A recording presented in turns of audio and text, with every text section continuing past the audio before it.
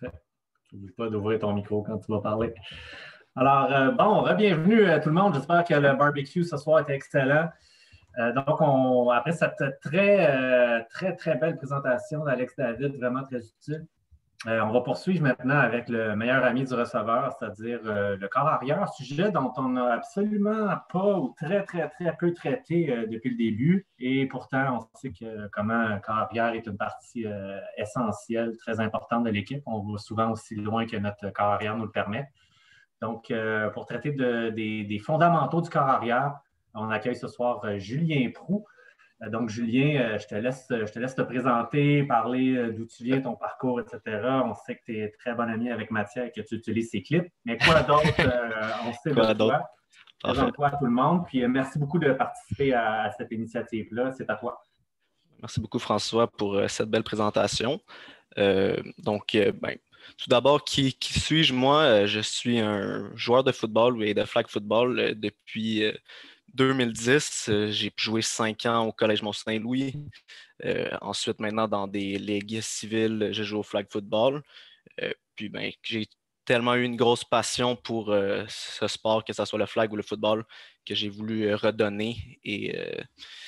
Donc, je coach au Mont-Saint-Louis comme entraîneur-chef au flag football, entraîneur de position aussi au football contact. Et maintenant, depuis cette année, je suis co-entraîneur-chef au Collège Antique au flag football. C'est pas mal ça pour moi. Ah oui, une autre chose, il y a eu des présentations la semaine passée. Hugo Beausoleil m'a enseigné à l'université. Moi, je suis en ce moment en voie d'obtention de mon baccalauréat en éducation physique. Une chose que pendant ma présentation que je vous invite à faire, là, si jamais vous avez des interrogations, des questions, comme en ce moment, vous êtes tous des écrans noirs pour moi, puis je n'ai pas de feedback, je ne peux pas voir si la chose a bien été comprise ou non, je vous invite à vraiment poser des questions, m'interrompre, et François va trouver un moment opportun pour justement les poser. Donc, je vais avec mon partage d'écran.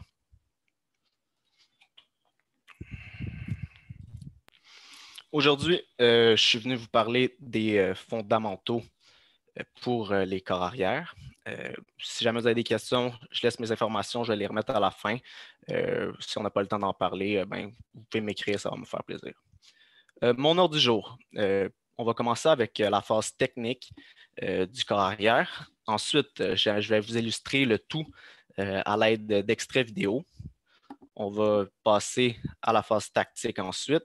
Et même principe, on va y aller avec des extraits vidéo par la suite et période de questions, conclusion à la fin. Avant tout, il faut se définir les termes. Donc, pour moi, la phase, pas pour moi, mais la phase technique, c'est que ça contient tous les éléments au niveau de la biomécanique du corps arrière qui vont permettre de lancer le ballon le plus efficacement possible. Donc, ça peut inclure le stance, le release, donc mon point de relâchement de ballon, la dissociation de mon haut du corps et de mon bas du corps. Ça, c'est les éléments techniques que je vais aborder. Je vais vous les présenter un peu plus tard. Maintenant, la phase tactique, c'est les stratégies qui sont utilisées pour que ma corps arrière ou même mes receveurs prennent les meilleures décisions possibles en fonction de la défensive à laquelle on fait face. Je vais vous parler aussi un petit peu de conditionnement rapidement, mais en général, c'est les clés qu'on peut avoir avant le snap, post-snap, les alignements défensifs qui peuvent nous donner des indices de ce qu'on peut voir par la suite. La phase technique, j'ai décidé de la diviser en 6 parties.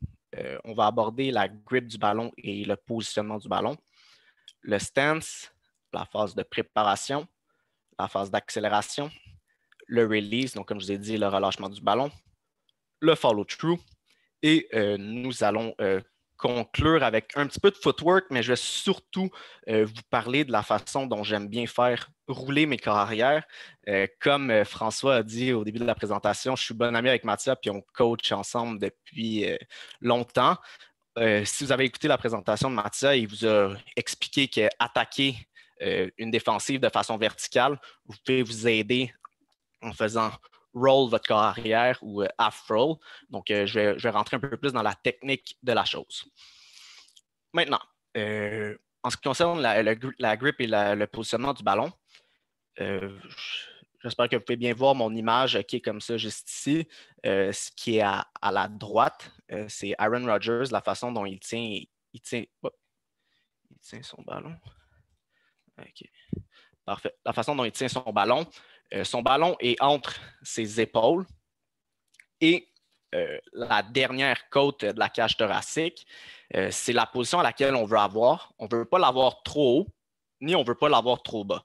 Trop bas, ce que ça va engendrer, c'est que ça va prendre du temps avant de me rendre dans ma phase de préparation. Puis comme vous savez, que ce soit au football ou que ce soit au flag football, le résultat d'un jeu, que ce soit positif ou que ce soit négatif, ça peut dépendre d'une fraction de seconde. Donc, si on perd une fraction de seconde à cause de notre positionnement de ballon, bien, ça ne nous aide pas et ça ne va pas aider notre corps arrière. Pourquoi on ne le voudrait pas trop haut? Trop haut, ce que ça va faire en sorte, c'est que je vais mettre énormément de pression sur mes muscles du dos, mes muscles des épaules et évidemment, ça va affecter ma précision et la puissance. Okay? Donc, on va être le plus décontracté possible. C'est très important. Maintenant, en ce qui concerne la grip du ballon qu'on veut adopter, je vous ai mis trois images à l'écran. Okay, on a Dak Prescott, on a Matthew Stafford, puis on a Lamar Jackson de la NFL. Et je vais vous laisser le temps de bien regarder les images, mais ils tiennent le ballon de façon différente, les trois. Okay, donc, les doigts qu'ils ont sur les cordes du ballon, c'est différent. En général, ce qu'on va vouloir avoir, c'est entre 2 et 3 doigts sur les cordes du ballon et avoir l'index, okay, comme ça, juste ici, qui va être sur l'autre partie du ballon pour donner la spirale. Donc, comme je vous ai dit, ça dépend vraiment de la préférence de vos corps arrière. Donc, vous n'avez pas à obliger un corps arrière de tenir un ballon de cette façon. L'important, c'est qu'il se sente confortable, puis qu'il ne sente pas qu'il tient son ballon puis il est tout tendu du poignet, de l'avant-bras. Ce n'est pas normal. L'élément important, par contre, en ce qui concerne la façon dont on veut tenir notre ballon. Je ne sais pas si vous pouvez bien voir là ici, mais il y a un espacement entre ma paume et la balle, comme ça ici. Okay? Donc, depuis tantôt, là, je vous répète les termes, il faut être relax, il faut être décontracté, mais c'est exactement ça. Si je tiens mon ballon de façon trop dure, okay, et là, je n'ai plus d'espacement, mais ça va affecter énormément la précision que je peux avoir et la puissance. Okay? Donc, ça, c'est un élément important. Peu importe la façon dont je tiens mon ballon, que ce soit 2 doigts sur les cordes ou 3 doigts, il faut qu'il y ait cet espacement-là. Ça va vous aider grandement. Maintenant, en ce qui concerne le stance, avant de rentrer là-dedans, on va rendre ça un peu interactif. Là. Je vais vous inviter, là, il y en a peut-être certains coachs dans la salle qui le savent, là, mais savez-vous, en tant que corps arrière, on est des athlètes qui font les choses comment? Est-ce qu'on est des athlètes linéaires ou est-ce qu'on est des athlètes rotationnels? J'invite les gens, là, si jamais ça vous tente, d'ouvrir votre micro et répondre à la question. Je vais laisser le temps, sinon... Est-ce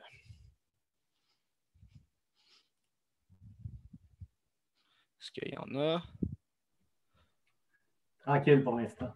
Tranquille pour l'instant. OK, on va continuer dans ce cas-là. Alors, vu que c'est tranquille pour l'instant, on est des athlètes qui veulent utiliser la force rotationnelle. Qu'est-ce que je veux dire par là? C'est que je vais vouloir utiliser la rotation de mes hanches. Donc, à partir du sol, ma base, là, en ce moment, je vous parle du stance, là, on adopte une position dynamique, genoux légèrement fléchis, okay, juste un peu plus large des épaules.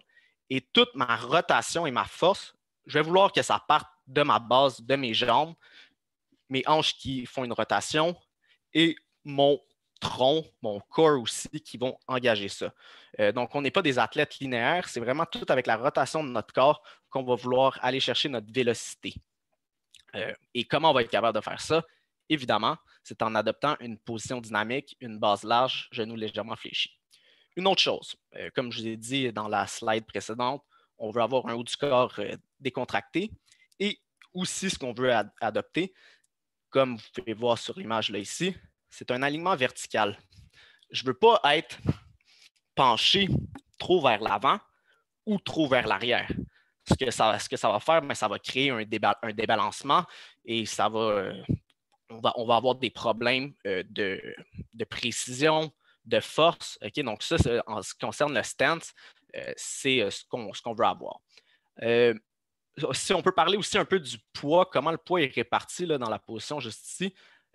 On peut parler de 70% du poids qui est sur la jambe arrière et 30% sur la jambe devant. On peut aller même à 60-40. Okay? Puis ça peut dépendre aussi en fonction du lancer qu'on veut faire. Est-ce qu'on lance dans les zones courtes? Est-ce qu'on lance dans les zones intermédiaires?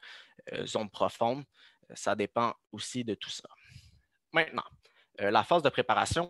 Ici, c'est ma corps arrière du collégial qui est au Collège Huntsic. Première chose qu'on veut venir faire quand on est dans la phase de préparation, c'est d'amener notre bras en position de L comme ça ici. Okay? Donc, vous pouvez remarquer, elle a un L avec sa main droite et elle a aussi un L devant avec sa main gauche parce qu'on ne veut pas être trop ouvert sur le côté. Je vais vous expliquer pourquoi un peu plus tard, mais on veut rester notre épaule un peu plus fermée, ce qui va nous permettre d'aller chercher la puissance qu'on veut. Donc, de dire que la première chose qu'on veut faire, c'est d'amener le ballon à 90 degrés comme ça ici au-dessus de notre épaule. C'est pas ça, en tout cas, ce n'est pas ma mentalité à moi dans l'optique que nous sommes des athlètes rotationnels. Je vais vous expliquer la façon qu'on veut avoir pour amener le ballon justement à 90 degrés comme ça ici. Là, le ballon a été amené à 90 degrés au-dessus de notre épaule. C'est la rotation des hanches et des abdominaux qui va amener notre ballon dans cette position-là. Okay? Je l'explique souvent des fois aussi sur un effet slingshot, là, mais les hanches vont passer avant le ballon et c'est vraiment là, comme si les hanches tiraient sur le ballon pour le propulser dans la direction dans laquelle on veut l'envoyer. Donc, même chose comme c'est ici, c'est Tom Brady, un carrière de la NFL, mais son ballon n'a pas été amené directement dans cette position-là, comme ça ici, au-dessus de l'épaule. C'est la rotation de ses hanches qui a amené le ballon comme ça, juste ici. Maintenant, en ce qui concerne le release, donc le relâchement de la balle, évidemment, il s'effectue en direction de la cible.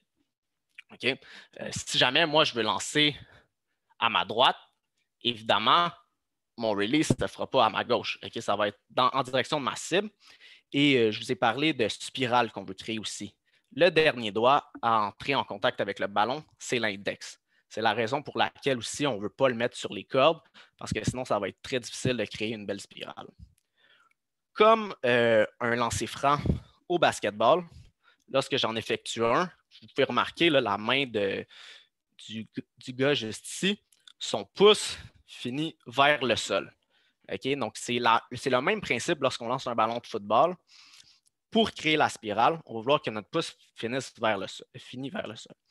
On peut voir Russell Wilson ici à droite de l'écran. Malgré le fait qu'ils sont en train de lancer en courant, les mécaniques restent les mêmes. Okay? Et on peut remarquer que son pouce, lors de la finition de son mouvement, finit vers le sol. Okay? C'est ce qui va nous créer à donner de la whip, okay? D'aller chercher la spirale qu'on veut donner au ballon. Maintenant, en parlant du follow-through, la finition du bras, il faut qu'elle se finisse à la hanche opposée. Okay? Je ne veux pas arrêter mon geste au moment où je lance le ballon. Parce que si j'arrête mon geste, ben, mes hanches puis mon corps ne continuent pas à créer une rotation. Okay? Donc, pour ça, c'est vraiment important là, de finir le geste jusqu'à la toute fin, de finir à la hanche opposée. Je parlais avec coach Mathia, en fait, la semaine passée, puis on était très d'accord que cet élément, c'était quelque chose qui était, excusez-moi l'anglicisme, mais underrated. Puis, on n'en parle pas beaucoup, mais le bras, non dominant, son travail est super important. Tantôt, je vous expliquais qu'on était des athlètes rotationnels lorsqu'on est corps arrière. Si jamais mon bras, OK, j'arrive et je le swing sur le côté comme ça ici pendant que je fais mon lancer. Toute la force, OK, que j'ai générée précédemment avec mon corps, avec mes hanches, ben, j'en envoie une bonne partie sur le côté au lieu de l'envoyer en direction de ma cible.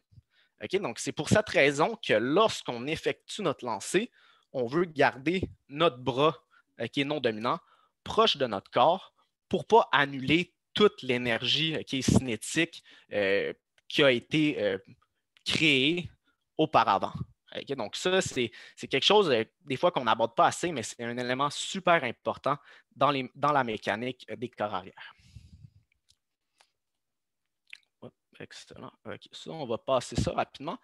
Maintenant, le follow-through en ce qui concerne le back foot, donc le pied qui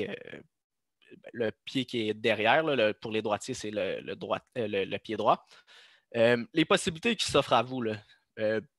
L'important, en fait, c'est de garder un alignement vertical, comme je l'ai dit précédemment, et être stable lors de toute la motion qu'on effectue. Les possibilités, je peux le drag au sol, donc un peu comme un clip qu'on va voir le Matt Ryan, je vais vous montrer des vidéos. On peut tourner la hanche, mais ça reste stable, ou on peut le lever du sol, comme ici, on voit Tom Brady. Mais évidemment, là, si, mettons, moi, j'étais à côté de Tom Brady en ce moment, puis je décidais de le pousser. Je vous garantis qu'il est assez solide du corps puis des abdos et de sa jambe gauche pour être stable. Donc, c'est ça que je veux dire par être stable jusqu'à la toute fin. Maintenant, je vais vous illustrer le tout à l'aide de vidéos. Là, c'est une vidéo de la NFL, mais après ça, on va venir avec des vidéos de corps arrière collégial et au secondaire. Juste ici, attends, full screen. Non, pas full screen, excusez. OK. Alors, première étape qu'on avait dit, on parlait du positionnement du ballon. Le positionnement du ballon en ce moment, ça va super bien jusqu'à maintenant. Le ballon est positionné entre la dernière côte de la cage thoracique, les épaules, et il y a un haut du corps qui est décontracté. Ensuite, le stance, c'est super bien aussi, qui est très large, un peu plus loin que la largeur des épaules, dynamique. Après ça, on passe à la phase de préparation. Phase de préparation, comme ça ici. Hop. On a notre aile comme ça juste ici. C'est super beau. Même chose, notre bras non dominant reste compact pour pas que notre force rotationnelle s'en aille sur le côté. Ensuite, là, moi, je vous dis une image vaut 1000 mots. On va remarquer, là, je vais le passer 3-4 fois comme ça ici.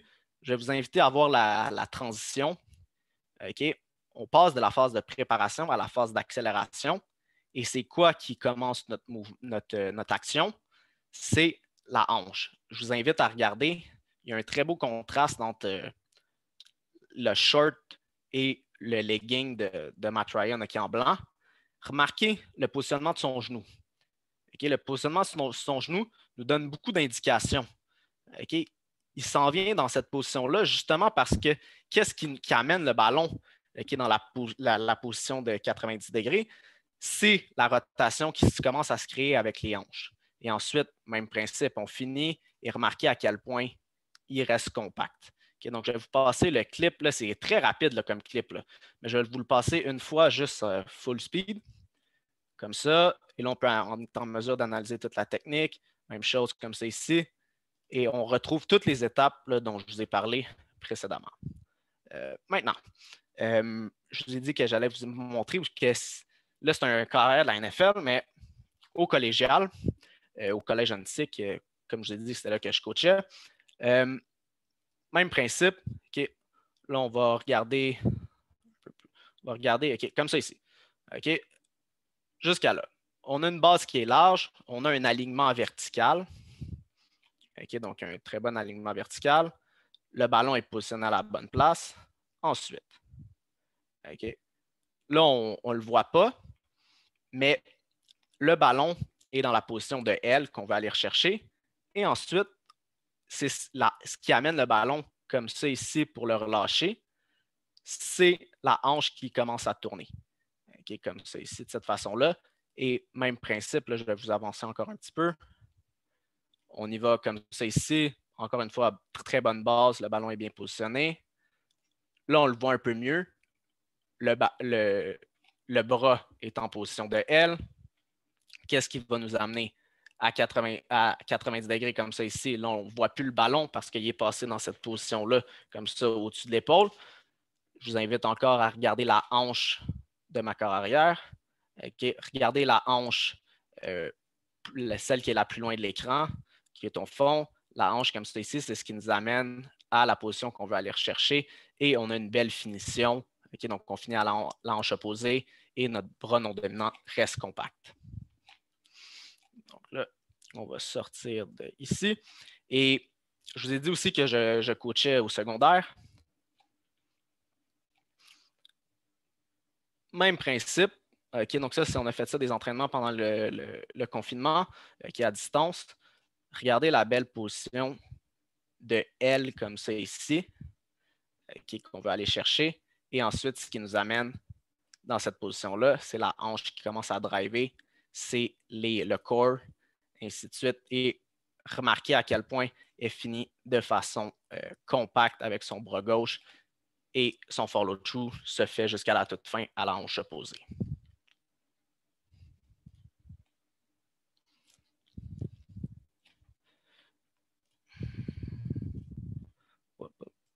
Jusqu'à maintenant, ça va bien, tout le monde? Ouais. Tout le monde est suspendu à tes lèvres. Suspendu à mes lèvres. Ah là. Très bien, continue. OK. On ne lâche pas, excellent. OK. Maintenant, on va y aller. Mathieu, comme si vous l'avez écouté sa présentation, vous a parlé de rouler et qu'est-ce que ça impliquait pour lui. Ça simplifiait énormément d'affaires.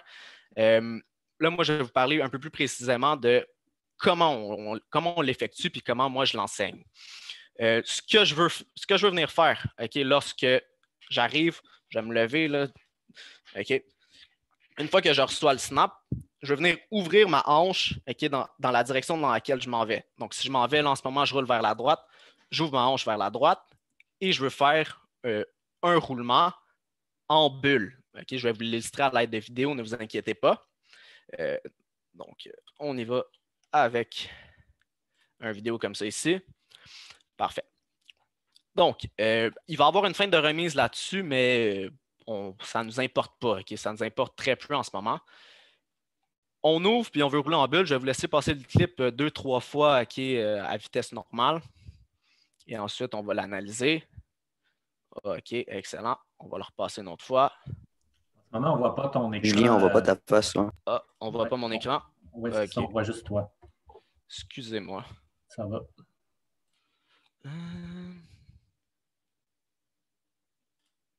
OK, bien, on va revenir. Pour les affaires de PowerPoint, ce que je vous ai dit, donc jusqu'à maintenant, c'est ouverture de la hanche droite et ouverture en bulle. Maintenant, on va passer au vidéoclip tant attendu. OK. Excellent. Donc, je vais vous laisser passer quelques fois. Parfait. OK. On le repasse encore une fois. Excellent. Maintenant, on va prendre le temps de l'analyser maintenant. Je vous ai dit que moi, ce que je prônais puis ce que j'enseigne, c'est de rouler en bulle comme ça ici pour être en mesure de remonter okay, vers votre cible. La raison pour laquelle j'enseigne ça, c'est que ce que je trouve quand on roule de façon trop flat à l'horizontale, ce que ça va créer, c'est que je ne me crée pas de momentum au moment où je veux venir lancer mon ballon, mais aussi, au moment de mon lancer, je suis obligé de piétiner 2, 3, même peut-être 4 pas avant d'effectuer, ou même, je vais vous montrer des contre-exemples tantôt, dans lesquels on va être obligé de lancer en course. Et c'est ce que je veux éviter pour mes carrières, surtout quand il ou elle débute. Donc, on y va. Juste ici, vous allez remarquer, elle va rouler en bulle.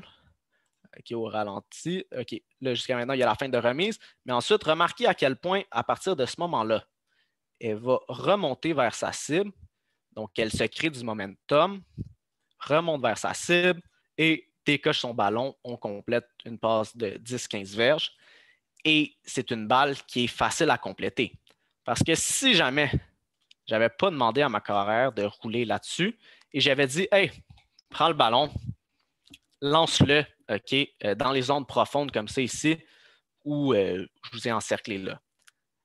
Si vous avez été là à la conférence de Mathia, c'est une balle qui voyage énormément longtemps dans les airs. C'est très difficile à compléter. Donc, dans les niveaux atomes, là, que ce soit au masculin ou que ce soit au féminin, très, très, très, très difficile pour une carrière de compléter ce genre de ballon-là. C'est pour les raisons aussi pour lesquelles je fais rouler mes carrières. Et je vais vous montrer un contre-exemple de ce que je voulais expliquer. Contre-exemple. Et ça, le dernier clip, j'ai oublié de vous le dire, mais c'est un clip du secondaire au Collège Mont-Saint-Louis. Maintenant, c'est un clip collégial. Donc, même au collégial, on a encore certains éléments à corriger. Contre-exemple, vous allez pouvoir voir avec l'extrait, elle va rouler de façon très flat, au lieu de rouler en bulle et remonter vers sa cible en s'étant créé du momentum.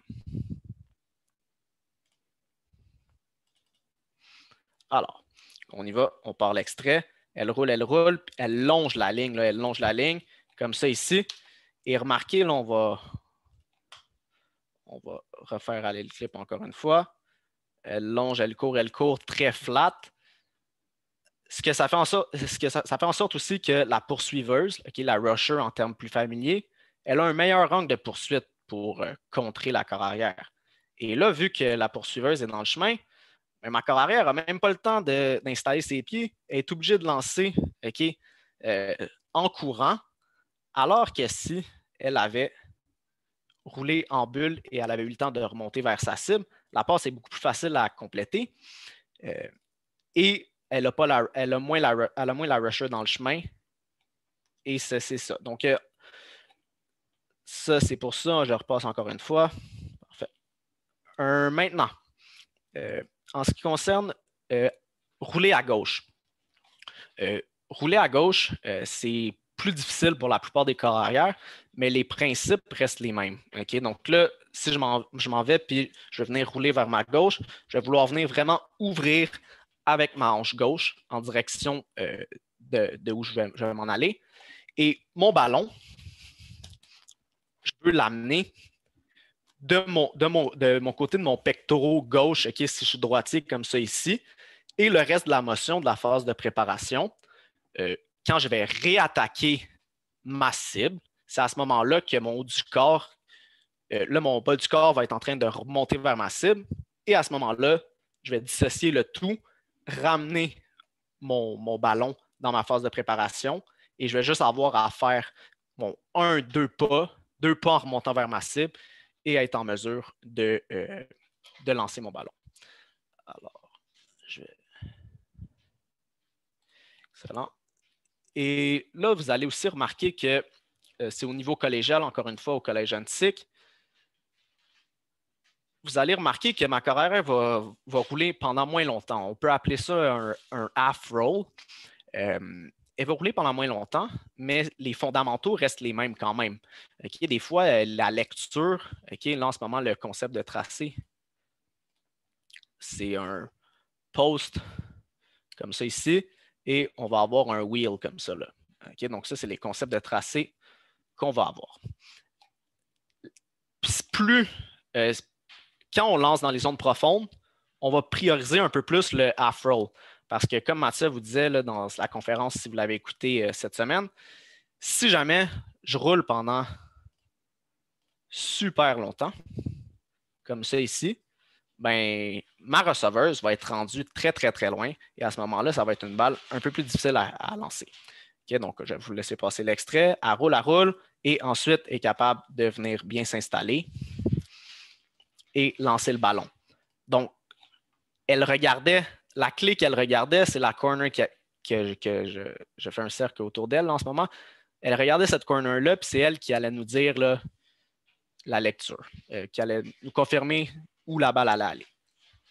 Alors, elle roule, lance le ballon et là, malheureusement, le ballon ne sera pas complété. Mais remarquez à quel point, là, si on analyse comme ça ici, la façon dont elle ouvre avec sa hanche gauche, elle roule en bulle et au moment où là, elle sait où elle veut aller avec le ballon, elle remonte vers sa cible pour être en mesure de décocher. Et je vais même vous amener là, à regarder les éléments techniques. Okay, jusqu'à maintenant, là, elle est rendue dans sa phase de préparation. Attendez. Elle est rendue dans sa phase de préparation. Elle a un beau L comme ça ici, que ça soit de son bras droit, même de son bras gauche. Elle a une belle base. Et là, on continue l'extrait un petit peu. Ce qui l'amène dans cette position-là, comme ça ici, au-dessus de son épaule, c'est sa hanche qui commence à driver vers l'avant, qui commence à créer une rotation. Excellent. OK. Parfait. Donc, maintenant, on va passer à la phase tactique de jeu que j'ai divisée en 4 parties. La première, c'est reconnaître la défensive à laquelle on fait face. Ensuite, c'est amener ses yeux sur les clés spécifiques en fonction du jeu appelé. La troisième, c'est anticiper le mouvement défensif à l'aide des tendances adverses ou du non-verbal des joueuses. Et la quatrième, c'est confirmer sa lecture en fonction de ce qui se passe post-snap. Je vais y aller tout de suite dans l'exemple comme c'est ici, là, mais donc première étape qu'on va faire ensemble, c'est reconnaître la défensive à laquelle on fait face. On va y aller.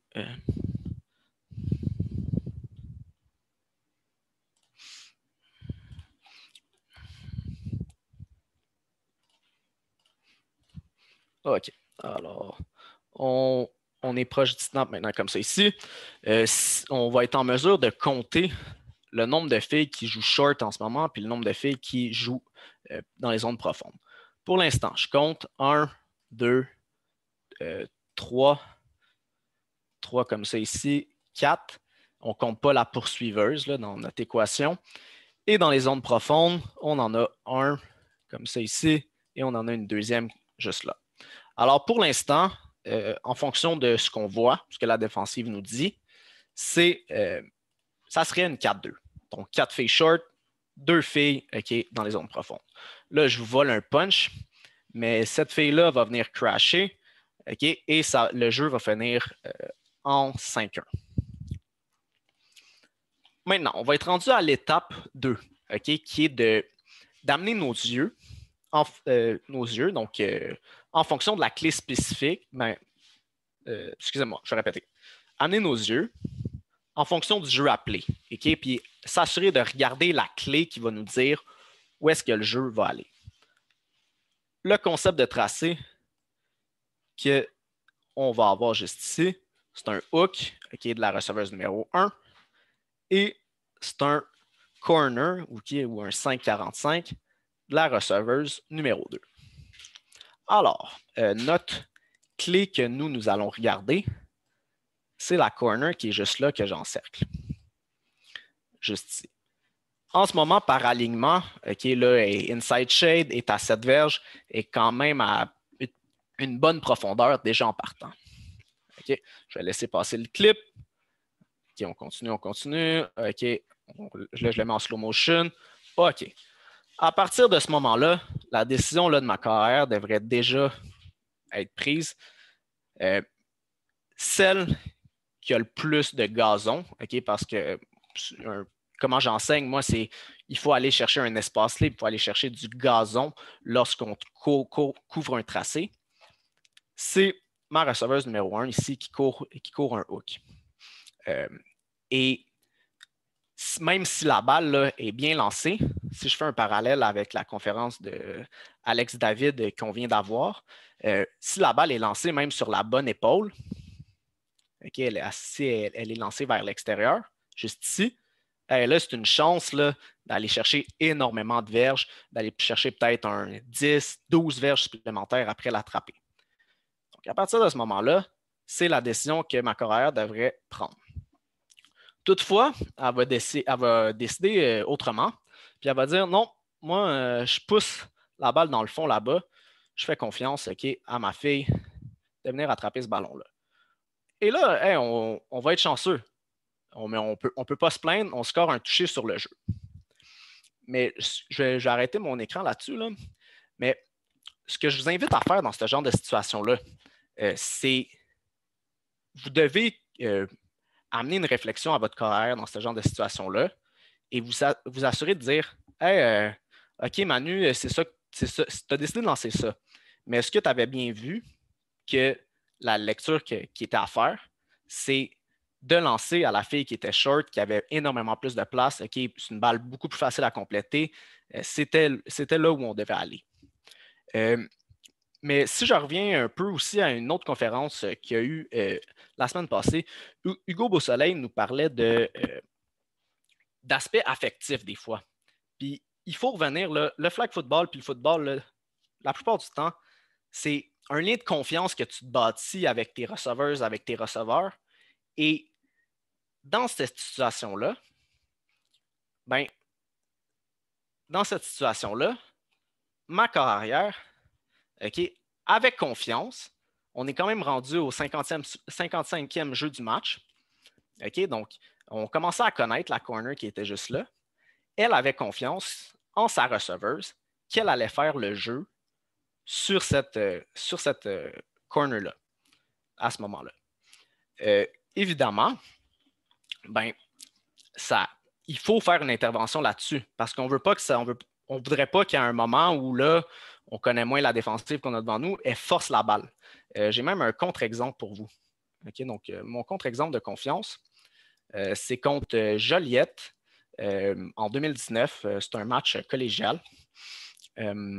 C'est la même corps arrière que sur le jeu précédent. Nos 2 premiers matchs de la saison, ça a été quand même assez facile. On a lancé la balle dans les zones profondes de façon assez convaincante puis assez facilement. Mais là, je vais vous laisser passer le clip une ou deux fois. Excellent. Hop. Là, on va se faire avoir. On va lancer une interception là-dessus. Okay, je vais le repasser encore une fois. On y va encore. Elle fait sa lecture. Elle décide de lancer dans les zones profondes. Joliette, cette année-là, avait une safety hors du commun dans les zones profondes qui couvraient le milieu du terrain.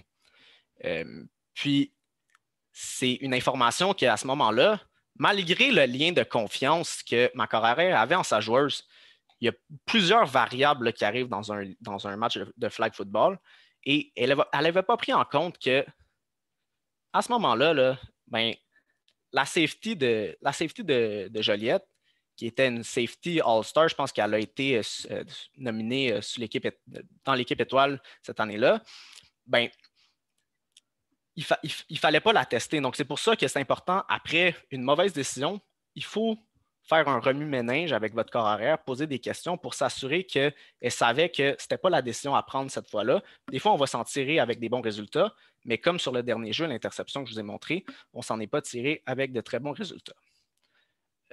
Maintenant, donc, on va parler d'anticiper le mouvement défensif à l'aide des tendances adverses et du non-verbal des joueurs. Je vais vous montrer le PowerPoint et ensuite, on va voir le clip. Juste ici, OK, là, vous ne le voyez pas vraiment, là, mais elle est très droite, elle est vers l'avant.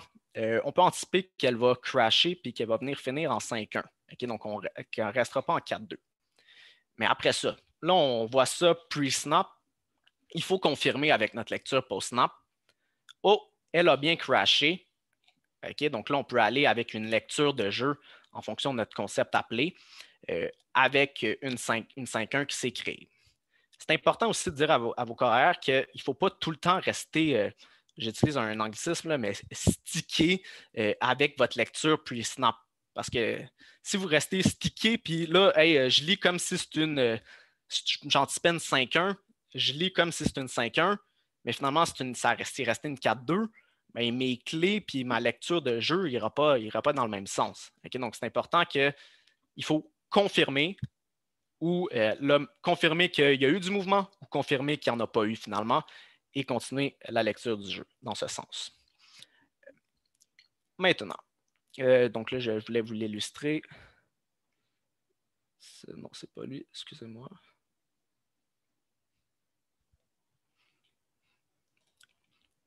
Non. Excusez. Excusez-moi.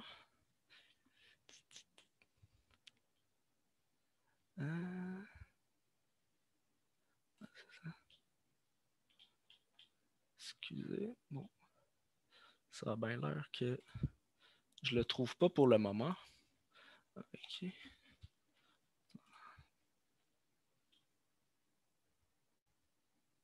OK.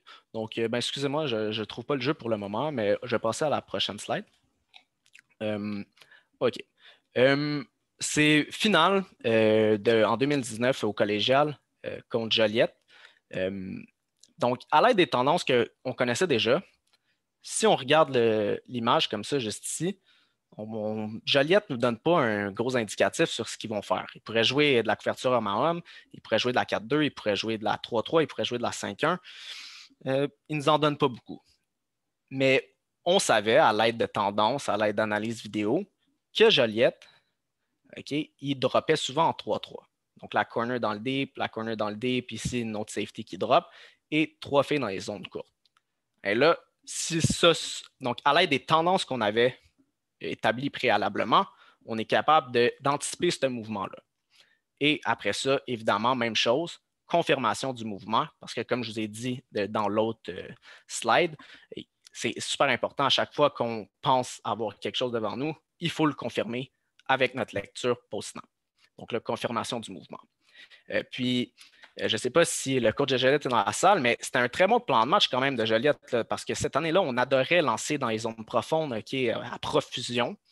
Mais il nous disait, hey, moi, je joue de la couverture 3, tu ne lanceras pas dans les zones profondes. Donc, il nous dit, bats-moi en me lançant dans les zones courtes. Puis, désolé, mais c'est exactement ce qu'on a fait. Je pense que cette partie-là, notre centre doit avoir eu 12 ou 10 attrapés, quelque chose comme ça.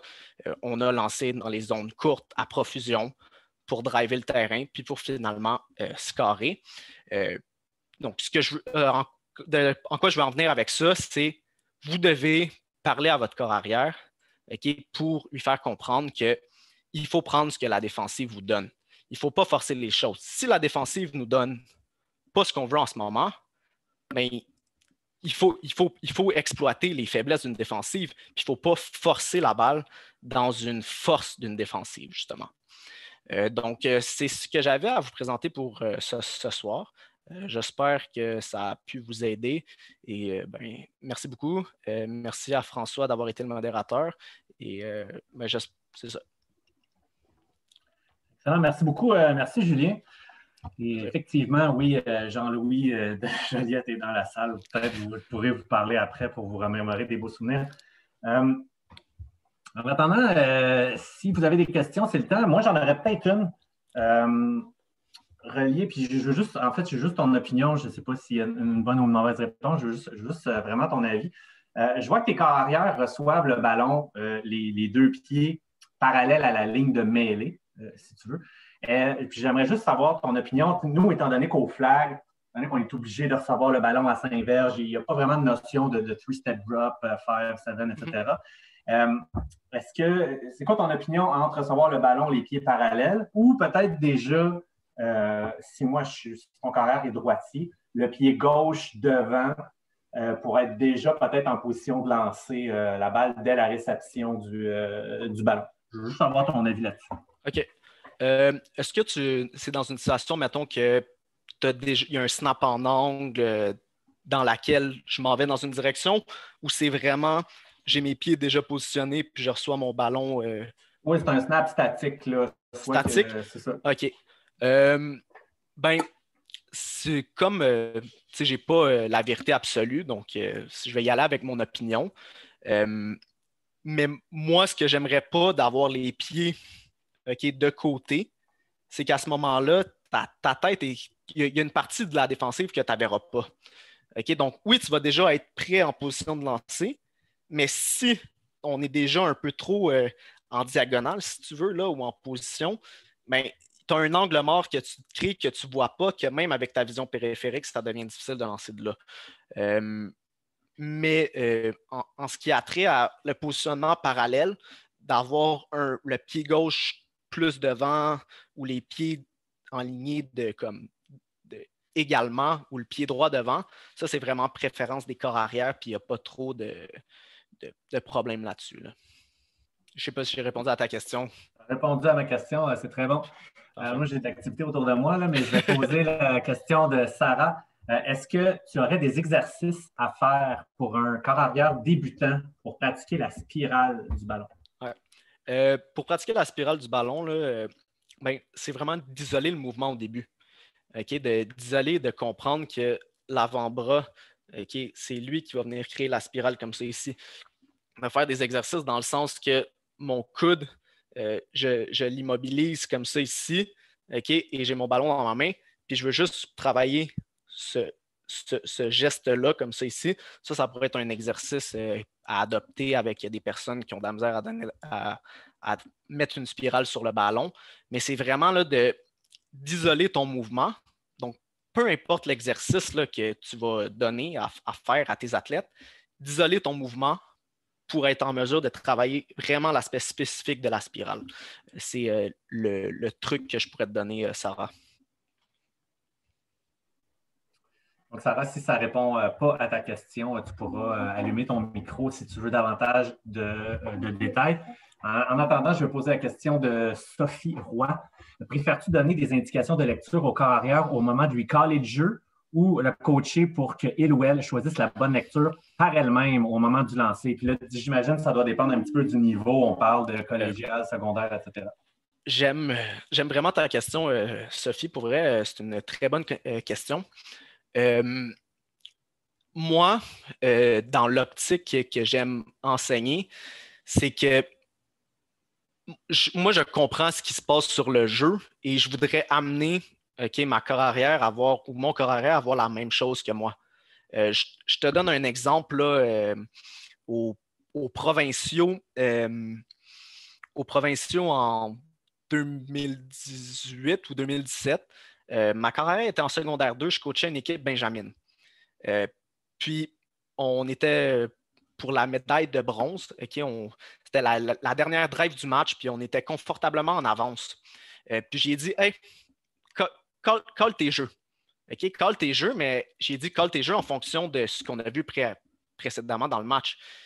Puis, elle a callé les jeux exactement de la même façon que je les aurais callés en faisant les bonnes lectures.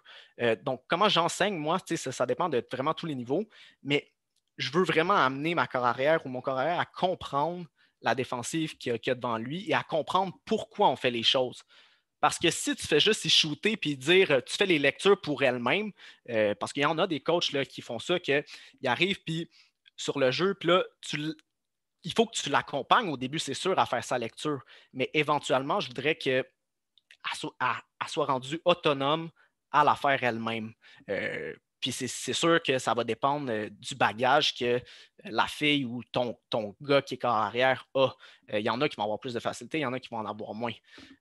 Bon, je suis allé un peu dans tous les sens, là, mais j'espère que j'ai répondu à ta question, Sophie. Pour conclure ça, je dirais que c'est que je veux amener à que ça soit un automatisme puis qu'on voit les choses par elle-même, par mon enseignement, par ma pédagogie. C'est un très bon point, Julien, que tu amènes.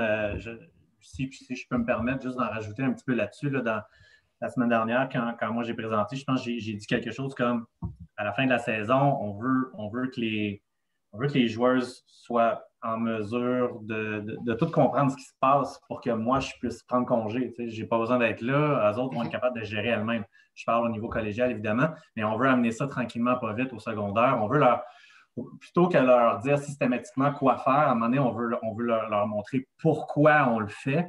Et après des répétitions et des répétitions et des répétitions, ben, les joueurs sont capables, après ça, de déduire par elles-mêmes qu'est-ce qui est bon, qu'est-ce qui est mauvais, pourquoi on le fait et tout ça.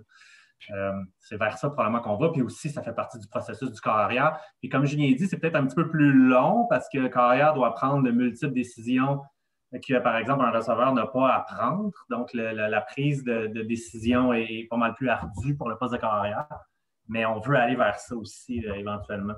Pour qu'après, ben, ces joueuses-là deviennent des coachs et suivent les formations qu'on donne en ce moment.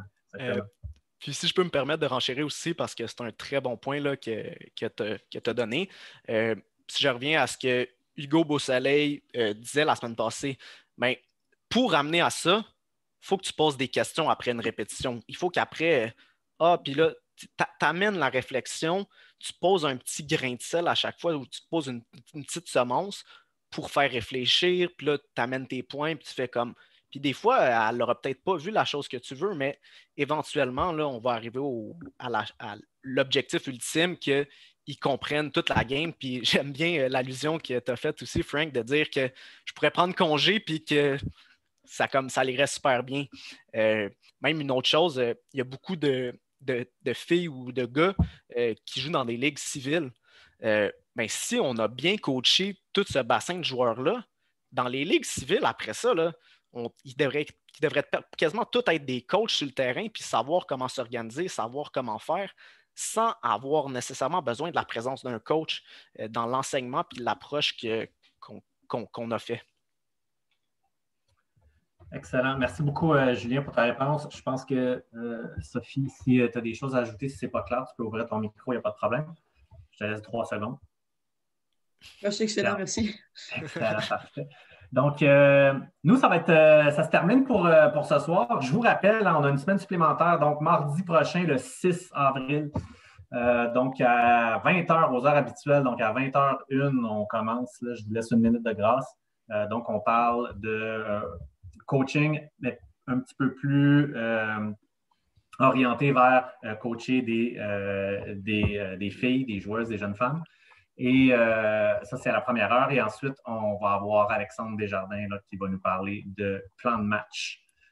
Et après ça, je vous rappelle, jeudi, on termine le processus de clinique pour cette année avec une table ronde. Puis, si vous êtes, encore une fois, trop gêné pour poser des questions ici pendant les présentations des autres, vous pouvez toujours m'écrire à l'adresse que je viens de mettre dans le chat pour poser vos questions. On en a déjà reçu quelques-unes. Donc, n'hésitez pas si vous voulez qu'on traite d'un sujet en particulier jeudi le 8 avril. Sinon, je vous remercie beaucoup encore une fois de votre participation. Et puis, je vous souhaite une excellente soirée et à mardi prochain. Bonne fin de soirée. Merci, Frank. Julien, tu peux rester avec nous. Si jamais, je peux mettre mes informations aussi si jamais ils ont du monde qui sont trop gênés pour des questions. Oui, parfait. Vas-y.